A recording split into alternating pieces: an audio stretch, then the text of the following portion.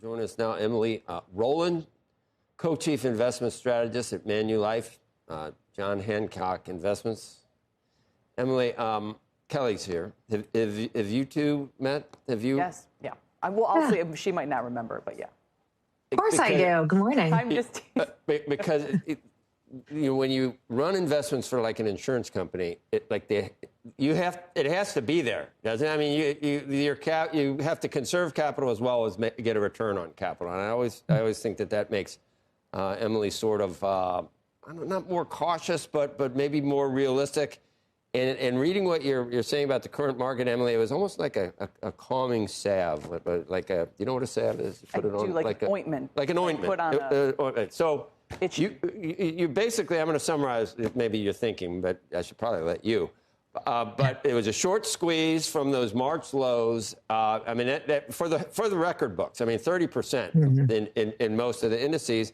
So this is not probably a huge surprise to get a little bit of a pullback, especially if rates are not coming down while all these IPOs are coming where you need money or capital or easy money, accommodative Fed. So that's a headwind at this point.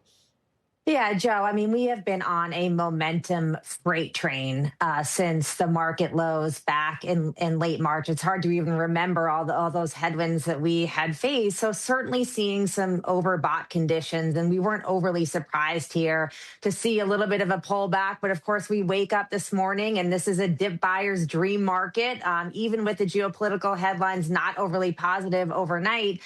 So this is a market in which we want to participate, but the biggest challenge right now seems to be not having enough risk. We want to think about managing that. There's a lot of FOMO in the conversations over the course of this week that I had with advisors. So again, it's really about a risk managed approach, but momentum is feast or famine. We want to be there, but we want to think about almost a race car analogy of drafting the market, participating without going over our skis and taking risk. It's confounding to see it move so much with oil moving higher, inflation moving higher, a war in the Middle East. But you point out it was a legit fundamental catalyst, the earnings season that we saw. Analysts... Yeah, go ahead.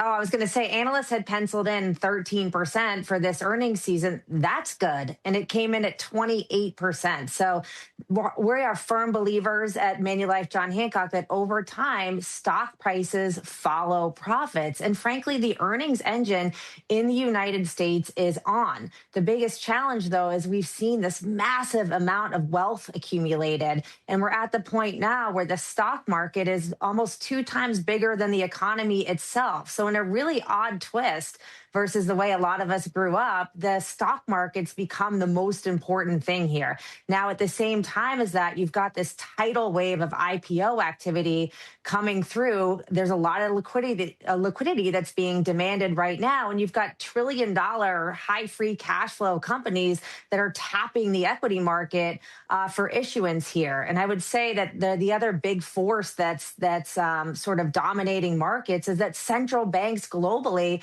are staring down this idea of potentially tightening into all of this. So pretty interesting backdrop, really unusual one, Joe, that we're looking at today. You want to talk to her? Or? I do have a question. And Kelly. So, Emily, here's my question, and it's about Supermicro. I don't know if you saw yesterday, they were down, call it 30%, rounding up. The company now is a $17 billion market cap, and it had $39 billion worth of orders. It has to do an $8 billion equity raise, basically, in order to meet demand. And it's like the company is struggling under the weight of this. It's kind of a blessing, but a curse. And so the earnings momentum that we've seen up until now, the incredible AI boom and all that, what happens if all of these companies are struggling under the weight of the CapEx that is required? Yeah, I mean, that's what's so remarkable about this. The demand for power, the orders that are coming through, it's absolutely insatiable. And the earnings are really phenomenal. What we need to do here is participate in it, but come up with a plan B. That's really hard right now because the entire global stock market has become a giant tech index. You look at the S&P 500, for example, 39% of it is in technology. You add the Mag 7 that's not in tech, all of a sudden you're at 52. I used to be able to come on here and say, oh, you should buy international stocks. You should buy EM. You should buy small and mid cap. That's a giant tech ETF. Emerging markets, 42% of the index is in tech, 28% is just 3 stocks. You look at US value stocks, I'm getting a lot of inbound calls. My clients finally want value. The top 2 stocks in value now are semiconductor names. Going down in market cap, it's semis. So plan B is about finding something else to add to portfolios. So We're looking at same industrials. With the Russells. So you're looking at industrials, but I hear people even saying they're like the Russell 2000 is also an AI play, which is you're like, all right, well, but so you're looking at industrials. Yeah, so that's one area where we can think about diversification. So it's defense spending. These are beneficiaries of the One Big Beautiful Bill, which is encouraging CapEx investment. You've got onshoring activity that's helping. The economy's holding in pretty well.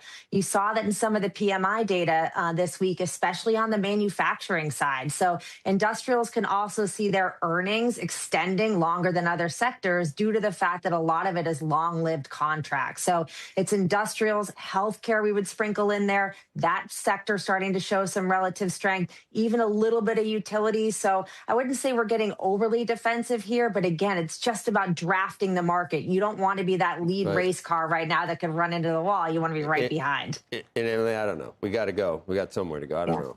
Nowhere that important. I don't think. No, it's always important. So we got a lot of news. That's what one of the co-anchors always. High yield spreads were so tight. We're from really tight as they've been, record levels. We're at 2.73% now. You say 3 to 4 is when you get worried. Over 4. You're saying that's when it would be a liquidity event, not just an overbought condition that we're seeing. So you're not like ready to pull in your horns necessarily right now, not yet. Would that cause you to do it if we saw spreads widen?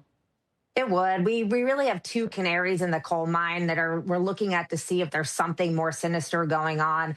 High yield spreads are one. We're really contained right now. The credit markets are saying everything's fine. No worries about defaults picking up. No concerns about a financial accident. So that canary singing. The other one's the labor market. We look at initial claims out on Thursday mornings. We'll get that shortly. The labor market's holding in as well. If we see some weakness in either one of those, that's going to cause us to get more defensive. We're just not there yet.